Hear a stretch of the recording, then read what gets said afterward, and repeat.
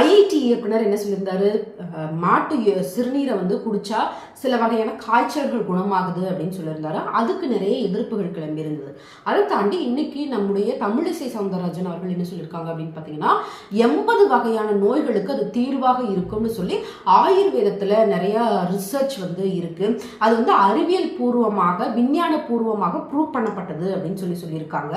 முதல்ல இந்த 2 ஸ்டேட்மெண்ட்டையும் மத ரீதியாக வந்து பார்க்காதீங்க. ஏன்னா அவங்க தனிப்பட்ட விதமாக வந்து சொல்லலை.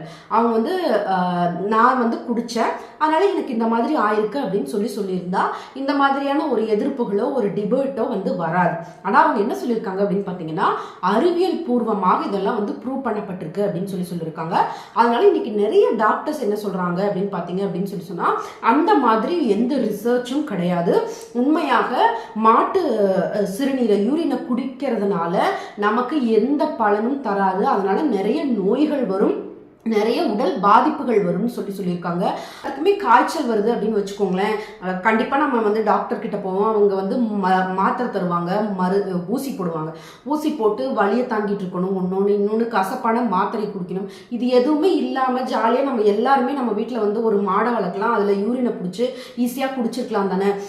ஆனால் அது வந்து மிகப்பெரிய தீங்கு அப்படின்னு சொல்கிறாங்க. நீங்கள் கொஞ்சம் யோசித்து பாருங்களேன், ஒரு 10 வருஷத்துக்கு இல்லை நம்மளாம் சின்ன பிள்ளையா இருக்கும்போது கறந்த பசும்பாலை வந்து நிறைய பேர் குடிப்பாங்க. ஆனால் இன்னைக்கு பசும்பாலை குடிக்காதீங்க அப்படின்னு சொல்றாங்க. ஏன்னா பாலில் கூட நிறைய பாக்டீரியாக்கள் இருக்கு, அதை கொதிக்க வச்சு தான் குடிக்கணும். அப்போ வந்து கொதிக்கும் போது ஒரு 100 டிகிரிக்கு மேலே வந்து கொதிக்கும் போது அதில் இருக்கக்கூடிய பாக்டீரியாக்கள் எல்லாமே வந்து செத்துருது, அதுக்கப்புறமாக நீங்கள் குடிக்கணும் அப்படின்னு சொல்றாங்க. எதா இருந்தாலும் அறிவியல் பூர்வமாக யோசிச்சு அறிவியல் ரீதியாக ப்ரூவ் பண்ணப்பட்டிருக்கா அப்படிங்கிறத வச்சு மட்டும் ஃபாலோ பண்ணுங்க. இங்க நம்ம கவனிக்க வேண்டியது ஒரே ஒரு விஷயம்தான், அரசியல் எது அறிவியல் எது அப்படிங்கிறத மட்டுமே வந்து நம்ம கரெக்டா புரிஞ்சுக்கணும். இன்னொன்று சொல்லணும் அப்படின்னா பார்த்துக்கோங்களேன், எந்த நோயா இருந்தாலும் வந்து நீ எந்த மதத்துக்காரன் அப்படின்னு சொல்லிட்டெல்லாம் வராது. வந்துச்சுன்னா யாருன்னு பார்க்காம போட்டு தள்ளிட்டு போயிட்டே இருக்கும். அதனால டாக்டர்ஸ் என்ன சொல்றாங்களோ அதை மட்டும் ஃபாலோ பண்ணுங்க. ஐஐடி டைரக்டர் அவருடைய துறையில எக்ஸ்பர்ட்டா இருப்பாங்க.